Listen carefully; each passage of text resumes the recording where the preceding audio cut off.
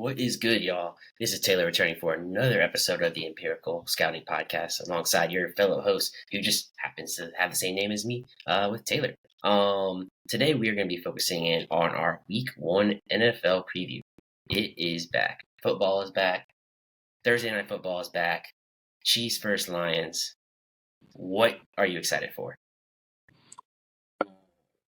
Mahomes and Mahomes is obviously always must-watch TV. He's the most electrifying NFL player currently, at least. I think seeing Jahmyr Gibbs debut is going to be fun to get a chance to see. Speaking of Gibbs, not to interrupt so quickly, You're but good. Have you seen all this talk about coaching? I don't know if it's a head coach or not, but they're like, just wait to see how we use Gibbs. It's going to be something that no one's thought of before.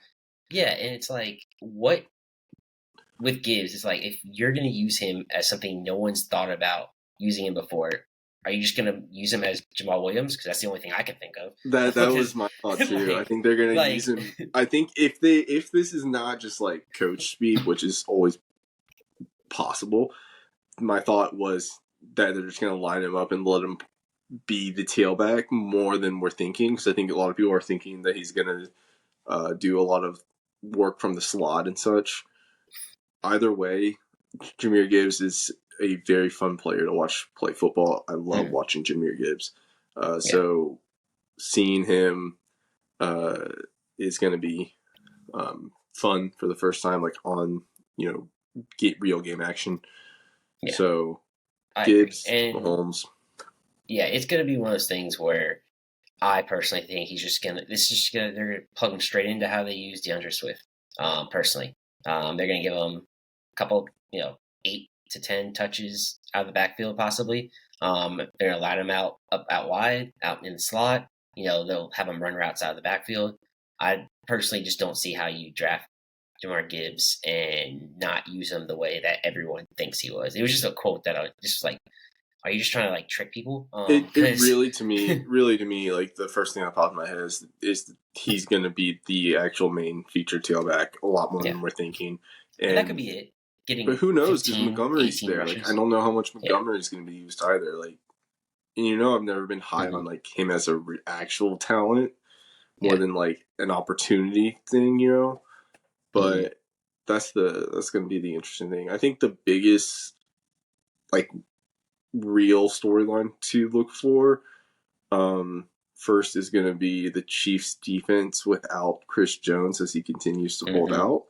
But really, this remade or new look Chiefs offensive line against what looks like a good Lions front seven. James Houston's pretty good. Jack Campbell's coming in. Aiden Hutchinson. So how is this offensive line with Jawan Taylor and I can't even remember. It's Donovan Smith from the Bucks. How are those guys to tackle going to hold up now? So yeah, I can see that. My biggest thing is being on the Chiefs bandwagon for a while now. I'm interested to see the wide receivers for Kansas City because obviously we know, or just, honestly, it's going to be the entire offensive weapon staff around Mahomes outside of Travis Kelce. Because I want to see what they do. I mean, obviously Pacheco's back. They brought back Jerick McKinnon. Yeah, are they finally going to use my man Clyde the way he should be used? But then they don't have Juju anymore. They still have MVS. They brought in. They drafted Rashee Rice. They still have Sky Moore from last year, and they even have Richie James, who I've stashed on a couple of fantasy leagues just because I'm like, you never know. He had some, pop-off games last year, but I just want to see how they use him because Patrick Mahomes is Patrick Mahomes. He doesn't really need too much talent. I think you're going to see Tony get some I even manufactured touches, whether that's screens or short passes, pop passes, whatever, and let Tony go after the catch because that's what he's so good at. I think you're going to see MVS stretch the field. Rashee Rice is a contested catch kind of guy. he's got drop issues though, so who knows? Yeah. And then Justin Ross, maybe he'll surprise us. Yeah, maybe. I mean, that talent that we saw his freshman year, winning national championship games, then all of a sudden, kind of fell by the wayside. And he had that injury, of course, and that kind of derailed a lot of his career. So, I mean, for the story, I really do hope he does well. Real quick, who you got? Chiefs or Lions? I'm going Chiefs. I'd go Chiefs. Yeah, I'm thinking in the betting Chiefs terms, too. Just give me whatever points. I mean, it's Kansas City. That Lions offense looks like it's going to be dangerous, but I don't think they can run with the Chiefs personally. And then we're moving to Sunday. I'll start us off with the first game that we'll talk about, which is the game that both of us are going to be highly interested to watch. We're going to say the Panthers and Falcons. Bijan and Bryce Young's debuts in the NFL. Other than them, let's start with outside of them. What are you most excited to see? And we'll circle back around to the rookies. Pitts and London, obviously. So, the Falcons' offense is the most interesting thing about them because Raiders, not a rookie, but essentially going to be a rookie starter. Pitts is coming off the injury. London is coming off of a great rookie year. So, and it's kind of a hard matchup for Drake London. J.C. Horn's a good corner. Dante Jackson is a good corner. And then Brian Burns is going to be rushing. So, the Falcons offense is going to be dealing with talented players. And then seeing the Falcons defense, this new look Falcons defense almost. Yeah, it's going to be interesting. Defense. I'm excited to see that. I think they'll make some serious steps, which, but watching the last 5 years or so, it's really easy to make because they've been so bad. But it's just, I'm excited to see the offense. That's what we're gonna have to go by. I mean, our last year offense rolled even with Marcus Mariota. So I think with Ritter, who I think has some talent more than other people believe. I'm not saying he's the future, but for now he is, and I think the weapons around him are way more talented than people give credit for. Kyle Pitts is still Kyle Pitts. I don't care. All the bus talk people talk about. I know tight end at 4. All the talk. I personally don't care. He's still a special talent. I think Drake London's really good. Even like a Matt Collins who can be a supporting cast, but bringing it to the rookie, Bijan Robinson, I'm really excited to see him. Everything he can do out the backfield, whether catching he's going to make one highlight play at least. He already made one in one of his first touch was a highlight play to me. He's going to make some special moves. And then on the other side of the ball, Bryce Young. He goes from one rival to me to another rival. So I'm still, against him. I can, I respect his talent. I know how good he is, but I want to get after him. I want to make him uncomfortable in the pocket. I know he still has those moves, but in the NFL, he's not going to be able to escape the pocket and survive as long as he did at Alabama. When Georgia would get to him, you could tell it kind of, that didn't rattle him, I would say, but it would get him a little bit off-putting where other teams that when they got close to him, he would just kind of do his Bryce Young thing, escape the pocket, either run downfield or he complete a pass. And it's just, I want to see us disrupt him. They have some weapons on around him at the wide receiver position, but nothing too special. So I will go ahead and say I think we take it home. I think Falcons win this game. What do you say? I think the Falcons will win by a field goal. Okay. Young Hoku, your time is now. So we'll move to another one. Another one that I have a semi-rooting interest in because I will be marrying into a Ravens family. But we have Ravens and Texans, which would be CJ Stroud's debut. What are you looking at for CJ to prove against this Ravens defense? I don't have a lot to say about this other than the fact that I think this is going to be one of those debuts where people are it's going to be an overreaction, and I think it's going to be CJ's going to catch a lot of flack in the media because I don't think it's going to go well for Houston. I think Houston's going to lose by I think the Baltimore will cover the spread, which is 10 points right now. I think it's the biggest spread for week 1. And yeah, I think CJ's going to have issues dealing with that Ravens defense. I think Lamar's going to have a good game. And, that's all I really can say. Yeah, as a Georgia fan, like I always say, with Tom Monk in there, I do want to see how that Ravens offense changes because they're not going to be, he's still going to build it around Lamar running the ball, but I'm excited to try to incorporate more downfield passes. Now, whether or not they've had the talent for it in the past or they even have the talent for it now, that's still yet to be seen. But I'd like to see them try to stretch the ball, move the ball downfield a little bit more than they have in the past because at times they turn into more of a, what they're going to do. They're going to run the ball. Now, how they're going to run it, which direction they're going to run it, I don't know.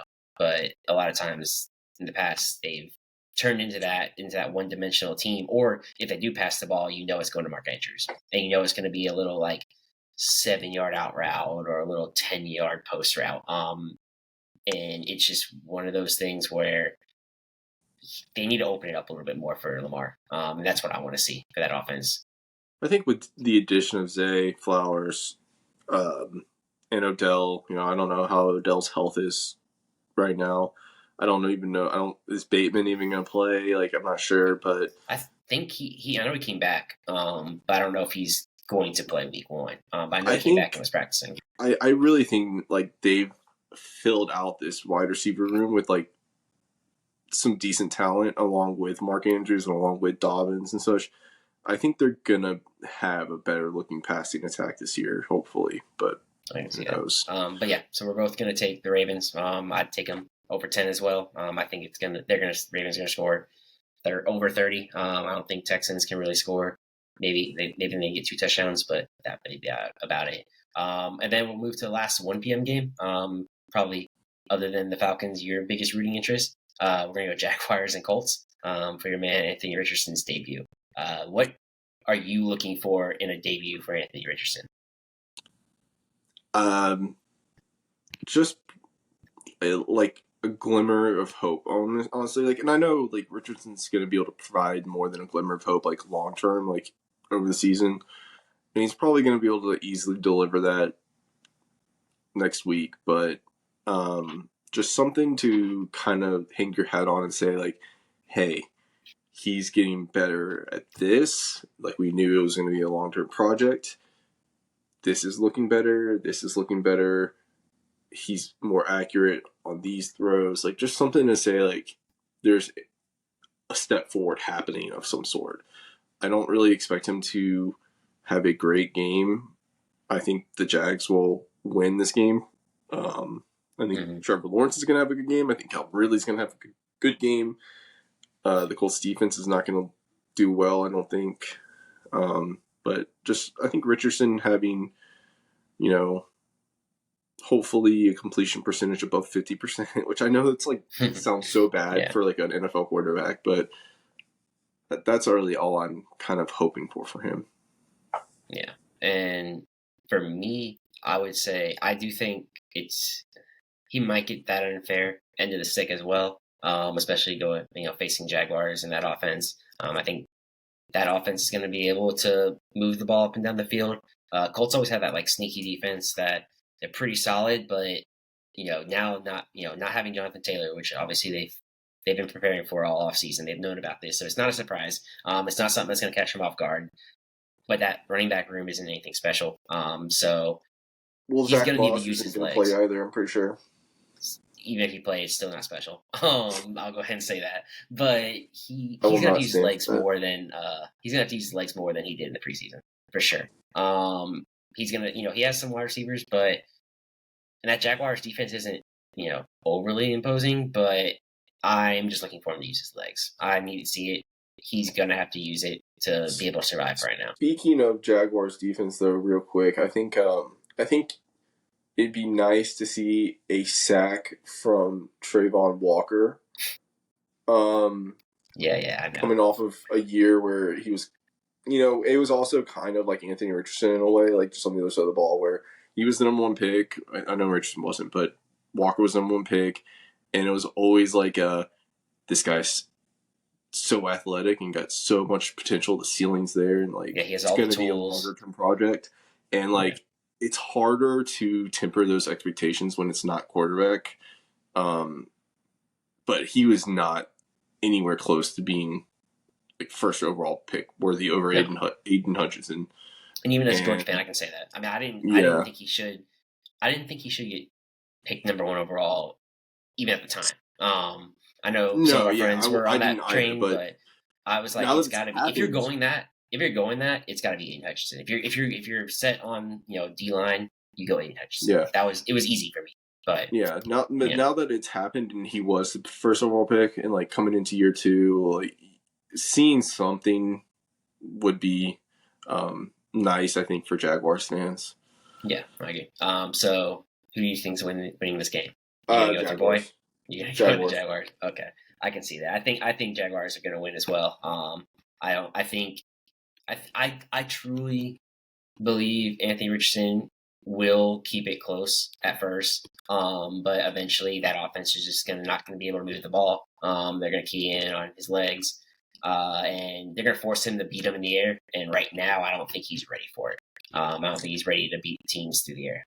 The Colts don't have the secondary right now to keep up with Evan Ingram and Calvin Ridley and Christian Kirk, truthfully. And Zay Jones. Don't forget about what we say. So we'll move on to the 4 p.m. games. 2 that we'll mention. First one, we're going to start off with Packers and Bears, that rivalry. Year 1 of Jordan Love as a starter, new era in Green Bay, and year 3 for Justin Fields. What's your expectations for Jordan Love in this game? My expectations for Jordan Love in this game is,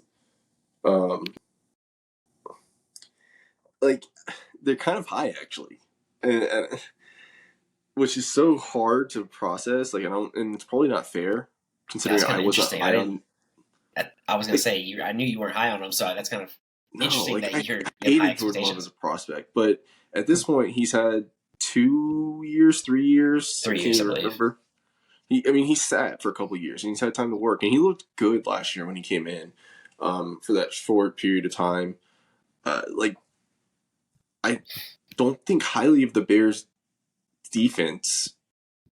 And I don't think highly of the Bears like overall right now, which I know that might be blasphemous, like because some people love Justin Fields and stuff, but like with Christian Watson and Aaron Jones and AJ Dillon, like if the Packers can't win this game by at least a touchdown, like I'm kind of concerned. Really? So do you think they're going to win by a touchdown? I'm guessing. Like that's your expectation? I don't know. I really don't know. Okay. I think they should, but I don't know because I do think Jordan Love's kind of unknown. Yeah, that Packers defense is pretty solid. I mean, Jair Alexander, he's still going to be shutting people down. They drafted a couple of Georgia boys on that front 7, and I just want to see Justin Fields do it again. I'm a big I try not to overreact. Sometimes I'm a little bit too slow to react because I'm like I need to see it again. And yeah, Justin Fields great last year running the ball, kept his team in games. Obviously, they didn't win a lot of games because they had the number 1 overall pick, but they were in a lot of those games. I will give them credit for that. And I think for me, I want to see Justin Fields not only repeat what he did last year. He doesn't have to repeat the rushing yards and the rushing touchdowns because that's hard to do. I mean, that's a record. Exactly. He doesn't need to necessarily repeat that, but that impact. And I want to see more of that impact go to the through the air. Personally, I think that's my thing. What I need if he does not hit 200 yards passing, or 60% completion percentage, like if he does not hit those 2 thresholds, how soon do people turn on him? Yeah, and I think there's so much hype. That's what I'm afraid of. Is there's so much hype coming out of Chicago with Justin Fields and how he's the future, and I think if he repeats what he did last year through the air, but not on the ground, I think there's going to be a lot of hate coming his way really quickly. And people are going to start expecting more from him. And it might be deserved, honestly. Like, because, I mean, I wouldn't blame him. I was high on Justin Fields as a prospect, but, and I've been kind of forgiving thus far, just like most people. But, he's got DJ Moore now. Claypool's, kind of a joke at this point, but Claypool's a fine third wide receiver for the Still NFL team. Like Darnell Mooney's there. Mm-hmm. They've got Khalil Herbert to catch the ball. They got Komet. They got Khalil Herbert's. Yeah, Khalil Herbert's solid. Foreman's there. They have another running back. That's escaping me right now too. Roshan. Yeah. Yeah. So there's talent on an offense, and they drafted an offensive lineman. So it's kind of time if Justin Fields doesn't do what he like.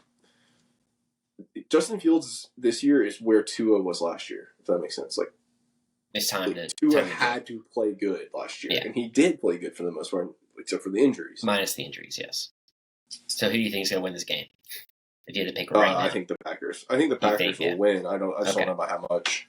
Okay, I'm kind of leaning on the Bears. I don't think Jordan Love's good at all, and I think Justin Fields will make less mistakes than Jordan Love will, personally. And I know the Bears defense isn't anything to write home about, but I see more avenues for Chicago to win. Mainly, if it turns into a semi-shootout, then I'm putting my money on Justin Fields, not Jordan Love.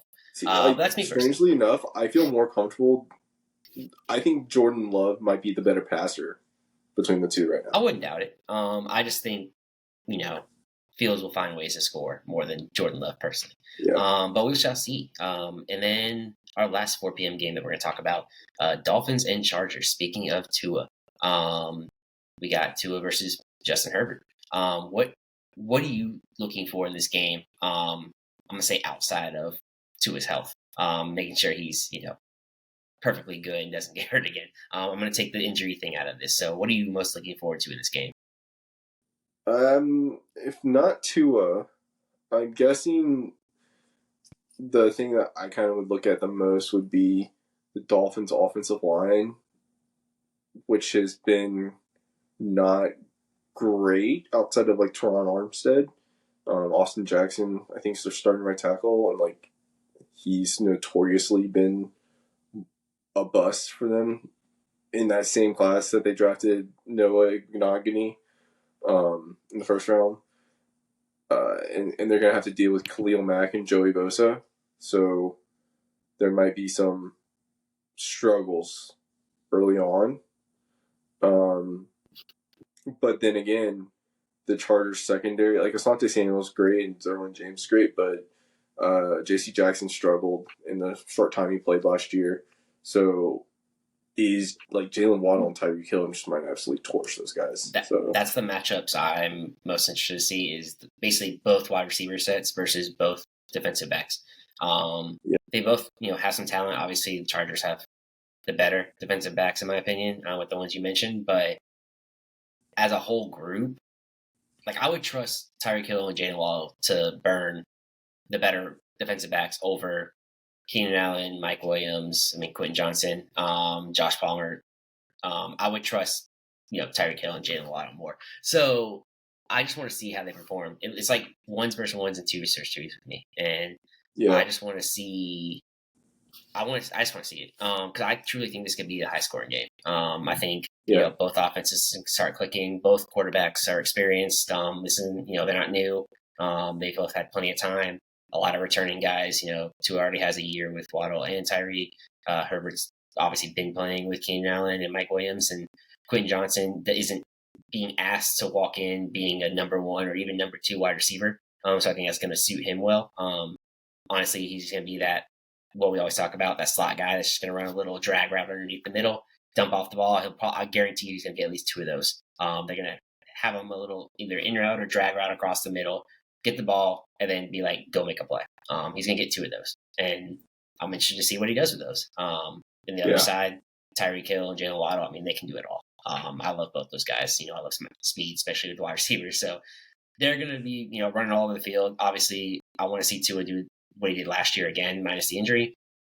I think he can. I've always been a Tua supporter, so I think he has that talent, and I want to see it again. So I truly think it's going to be an extremely high scoring game. I'm gonna go ahead and say, for me, the Dolphins are going to win this game. It might be a little bit, not popular, but I don't understand the Chargers. Year after year, they always have so much hype. They have a lot of talent, and then they don't make the playoffs, and they win like 8 or 9 games. I just don't see it. So to me, I just see it's going to be one of those games that I look back and like, how'd they lose this game? But they did. And so I'm going to pick the Dolphins here. I am also on the Dolphins. Ooh, okay. So makes life a little easy there. I mean, I like the Chargers. I think Justin Herbert's amazing, but I'm on the Dolphins. I think their passing game is going to be hard to stop with the talent they have at wide receiver, and then their running game, whether it's Joe Schmo from off the street at running back, is going to get 4 yards to carry because the scheme is so good. Yeah, and then they do have Devin Achane, my boy. So I think they'll be all right. But we'll move into the primetime game. It's a big primetime game for Week 1. Not NL East. I'm still in baseball mode. The NFC East with Cowboys and Giants. It's a big game. Obviously, a lot of hype around both teams to try to take down Philly. I think both teams are actually really good. I think both teams get discredited a lot. I know Daniel Jones and Dak, for this matter. I've seen a lot of random Dak hate where people think he sucks, and I don't personally understand it because I think he's good. I mean, he's not a top 5, 6, 7, 8 AB quarterback, but he's in that next tier for me. And I'm excited to see one. It's a big rivalry game. Each team knows they have to win this game to keep pace with Philly because Philly is obviously probably going to win the East. They have their chances to beat them head to head, and that's when they'll have to jump on that opportunity. But to keep up with it, with not starting the year off with a loss on their record, both teams need, they know they need to come out and win this game. Cowboys have that, it's like a boom or bust defense. Hella sacks, hella interceptions, but then also give up a hella points. And it's kind of like, it's a weird one for me. And they can easily get burned. I mean, Daniel Jackson. Wow.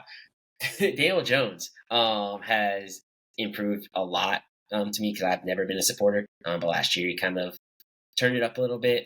He really didn't have that many great weapons around him, and he was still doing well, especially with the run game and not fumbling wide open down the field after he runs for like 80 yards. So I'm looking for him to lean on his weapons, for lean on Saquon, and on the flip side, speaking of running back, see what Tony Pollard can do in a lead role, personally. Because I've always thought, he was better than Zeke in the last year and a half. I don't think, but I say that, but then I think about it, I'm like, I don't know if he's necessarily ready for me to give him a lead back role, and every down type back. So those are some of the things I'm interested to see on that Sunday night game. What about you? My main thing is Micah Parsons versus Andrew Thomas and Evan Neal, which isn't the sexiest type of matchup to watch, I guess. Offensive lineman and an edge rusher, but those are 3 very talented players that at least one is already considered an elite player in the league, and I think the other 2 have the potential to get there at their positions. Andrew Thomas is kind of already on his way. He had a great year last year.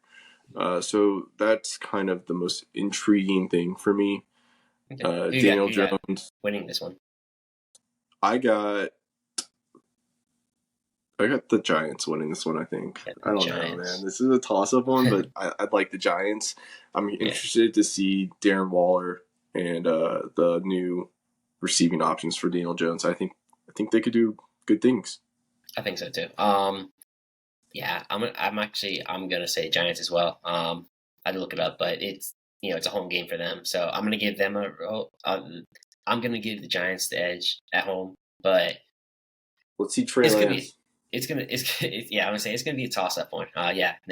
You want to see Giants go up by 30 and then throw the Trey out there.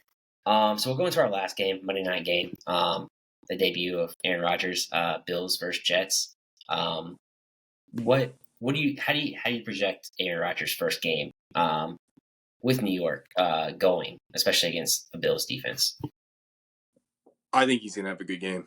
I think the Jets are gonna have a good game. I think the Jets are gonna have a good offense this year. I was adamant last year when many of our friends thought that Rodgers was washed up. I was adamant that I thought Rodgers still had it. You can go ahead and point me because I was one of them. I really like he had the arm talent still. The talent at receiver was not there for him last year until Christian Watson kind of flipped that switch. He's got Garrett Wilson now. He's got Dalvin. Dalvin's going to get some play time. He's got Breece Hall. I know Breece Hall's not going to be the same guy for a year, but he's talented. And then he has his boys, Lazard and Cobb still there that he can rely on. Those guys are whatever. Yeah, but it's guys he trusts. He wouldn't have brought him over if he didn't trust them. Yeah, of course. I mean, I really – and I think the Bills' defense might take a step back a little bit this year. Obviously, they still have some talent there, but Vaughn's not going to play at first. Their DBs are kind of aging. Trey White's coming – I want to say Trey White's coming off an injury. I can't remember for sure, but that sounds familiar. I don't know if it was like he ended the year on injury, but I know he was hurt at one point. Yeah, I mean, I think I have the Jets in this game personally. Like, I think they're gonna have a good game. I also think Josh Allen's gonna have a great game. I think James Cook is gonna show out, but I'm going with the Jets. What about you? Yeah, for me, I think. I'm just not ready to give it to the Jets yet. I guess it's just because of all the hype that they started getting between Aaron Rodgers, or all not. I was gonna say all the the Twitter clips with like Aaron Rodgers and Sauce just like being best friends and all the talk, how hyped they were just to get him in. Even though like obviously I get it, but like it was kind of disrespectful to me. How like hype everyone was like begging for it. I effing love the clip of Aaron Rodgers talking crap to the to Jihad Ward. Mm-hmm. I don't even know who you are. It's so cocky and like it's such a douche thing to say. If someone said that to me, obviously like I would be like, you're a freaking douchebag. But I love that. Like I love how quick he was about saying that back. Yeah, and it's one of the most like disrespectful but end game, things you could say to another person, like, who are you? And then what is the guy going to say? Who the frick is Jihad Ward? Yeah, like, let's be exactly. real. And like he tried to say that, who are you? It's like, you know who I am. And, truthfully, me, I'm never one to take a quarterback or offensive lineman side for things like this. But like the stuff that Jihad Ward was doing was legitimately like dirty, like. Maybe not all the way dirty, but like it was dirty for a preseason game. Like dude, you don't do like that Aaron Rodgers took legitimately like 5 steps. The ball was not in his hand, and Jihad Ward comes and runs into him. Like that's just you just want to take a shot at Aaron Rodgers because he's Aaron Rodgers. Yeah, no, I agree. But I'm still going to give it to Josh Allen and the Bills. I think that offense is going to click. I think I'll say it again, but this might be the last year I'll say it. I think Gabe Davis will actually be a viable second wide receiver for them. I know you are. But I'm going to say Dalton Kincaid's I'm still in. He's going to be that slot weapon. I think James Cook, even non-biasly, is kind of perfect for that offense. Be able to catch the ball in the backfield. He's a little bit more dynamic in space than Moss and Singletary were. So I think I can see it getting high scoring even with those defenses, but I'm going to give it to Buffalo. That's just me personally, but we shall see. I'm going to actually keep track of these to see, just straight up, a team A or team B winning. We don't have to worry about spreads or anything, just to see who gets it right. But just to kind of finalize it, what is one underdog this week that you think will win just outright? If you need to look at it. So my favorite line of the week, honestly, was Houston-Baltimore 10. Okay. I think Baltimore covers that. And then the underdog I got, we kind of already hit on it, was Miami. Miami's a 3-point underdog. I think they cover that. I think they probably win outright. That's my 2 picks. Okay. Yeah, I mean, obviously I'm going to go Miami as well as far as my underdog. I don't feel that they should technically be an underdog, really. I think they're getting a little disrespect, and I think they're going to come out and show it on Sunday. And then my line, I don't necessarily want to give 10 points to the Ravens, even though I think they do win. That's a lot. I'm willing to give big lines for college games, but NFL just never seems to happen. It is a huge line. I wasn't comfortable. I'm actually going to go, and I don't know if it's actually kind of cheap because he's back, and I guess lines, that's just going to be a line, but I'm going with the Bengals -2.5. That was in the other Cleveland. one I was thinking. Yeah, I think 2.5. I want to say it was it to me. I think a 4.5 type line. Maybe 5.5 max, but I'm a little bit lower on Cleveland's or not defense, but offense than others. So I can see a 4.5 line, but it dropped all the way down to like 1 or 1.5 that I saw that because of you didn't know if Joey B was playing. But now that he's back and he looks fine in practices, all these Twitter doctors on Twitter are like, oh, he should be fine for week 1. Even if he's 75, 80%, I still think they win by a field goal or more. So I'm gonna go with Cleveland winning by 3 that was the or other more one points. I thought about. And do you have any fantasy sleepers? Let's go for week 1. Any guys that you think are going to have a big game that aren't just the typical, CMC, Justin Jefferson, Jamar Chase? Who's someone that you're willing to like put in a flex role, I should say? Yeah. So, I mean, specifically, I went and looked for guys that are projected outside the top 12 of their positions, because I don't want to, take a RB1 or wide receiver 1. No, yeah. I'm not doing a quarterback because quarterbacks are always going to score a decent bit. The guys that, honestly, 2 of them, same team. The guys that I noticed was Jahan Dotson and Terry McLaurin. Terry, specifically, right now on Sleeper, as of Sunday the 3rd, is projected to be the wide receiver 36 on the week. That's weird. And they're playing the Cardinals defense. And I truthfully can't even name a Cardinals starting cornerback off the top of my head. Is what's his name? Dude that wants to get traded.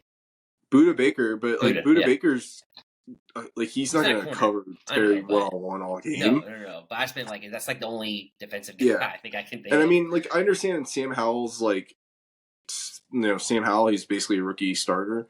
But this Cardinals team's going to be miserable this year. Or it seems that way at least.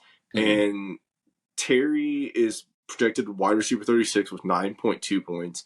Dotson, I want to say, is like the wide receiver 32 projected wise with not much more. I think Terry specifically is going to outperform that projection. I think he is a guy I think will catch at least a touchdown against this team. And that would be my quote-unquote sleeper right now. Okay. I was trying to crash to see if I could find some their actual rankings. But you can correct me if I'm wrong with this. I just went off of Sleeper's projections. Yeah. No, I didn't look at any. I was just trying to think of guys that are a little bit lower thought of, I should say. But I'm actually gonna see it real quickly. Cause I wanted to see. I am really high on this receiver, and I don't know if he is. There he is. Ooh, 10 points, though. I don't know what that is. 10.48. Okay, yeah. I mean, he's projected below Dotson and everything. So I'm going to say my fantasy sleeper is going to be Jordan Addison. I think they're going to use him. Week 1, coming out the gates. I can see, Minnesota coming out with a vengeance, trying to show that, last year wasn't a fluke, that everyone kind of, thinks it was. They're playing the Buccaneers, a team that's, old, injury-riddled, lost a lot of talent, no more Tom Brady, praying for Caleb Williams, in my opinion. So I think I don't trust Baker to sustain a lot of drives, so I think that Minnesota is going to have the ball a lot. There's only so many passes that Justin Jefferson can catch. I'm sorry. I guarantee you Justin Jefferson will catch a touchdown. I'm sure Hawkinson, after his new contract, will, he'll put up a big game. But I truly think that I can see Jordan Addison get 6, maybe even 7 catches. I'll say 8 or 9, 7 to 8 targets, I should say. Maybe 5 to 6 catches. He's very elusive. He knows how to move with the ball in space. Get up to that 60, 70, maybe even 80-yard mark and potentially score a touchdown. He's only projected, I think, 10.48 points, but this isn't a weird league, so don't put it. I think it says PPR league because Justin Jefferson is projected for 21 points. I'm looking through what I used. I'll use the same. I'll scale it the same Okay. for you. Because I realized I was in, I think, a PPR league that I was looking at. Because I looked over and I saw Justin Jefferson's projected for 21 points, and I was like, okay, that might be a lot. But let's see, Justin Jefferson's 18 points in that one. For the same like scoring as I use, Addison's the projected wide receiver 43 with 8.5 points. 8.5 points, yeah, and I can see him. Is that a half point PPR? Yeah. Okay, so 8.5 points. So that's what 4 catches, 6 catches, 4 catches, yards. 50 yards. Yeah, around that. And I think he can get up to 5, 6, potentially even 7 catches. I think Kirk Cousins is going to throw the ball around, or he's not going to have to, but he's going to. Especially, I don't trust any run game in Minnesota, and I don't think they do either, personally. So I think truthfully, the only thing that may work against you is that Tampa, if Tampa's what we think they may be, the game may not be requiring a lot of passing past like the third quarter. I can see that. I just think they're also going to want, I mean, for a rookie coming in game 1, you want to get up to speed. I mean, who are they facing week 2? They are facing Philadelphia in Philly week 2. Yeah. So I can see them getting up 20, 25 points in the third quarter and then still letting Addison play another drive or two. And if that happens, he's going to be the focal point for that backup, and he's going to get those catches. To be fair as well to you, like the same can be said reasoning for like me and Terry. Oh yeah. They probably aren't going to pass a lot in the fourth quarter if the game goes how we think it's going to go. Well, also with that, new offensive coordinator, we've always seen Kansas City pass until, the clock hits 0-0. So if the enemy brings that mentality over, I can see it. And I think they're going to want Sam Howell to throw the ball. I think, they want to break him in. They want to see what they got with him. There's actually a lot of hype around him. So I think, I definitely think that they'll be able to, throw the rock around a little bit. So you going with Jahan, or are you going with Terry? Terry. Okay, you're going with Terry. Okay, that's what I say. So we got Terry versus Addison this week. Terry's going to catch a touchdown than Jahan. Yeah, I like Jahan. I would too. I would too. Even though last year it felt like Jahan was always catching touchdowns and Terry wasn't. Terry's kind of being disrespected with that projection, in my opinion. But we'll go ahead and wrap up this NFL Week 1 preview. Make sure to follow us on YouTube, Twitter, Instagram, and TikTok, all at Empirical_Scout. If you're listening to this on Spotify, make sure to go over and subscribe to our YouTube channel, and vice versa. Watching this on YouTube, I should say, go give us a follow on Spotify. For Taylor and my co-host Taylor, we will see you later. Peace. 1, 2.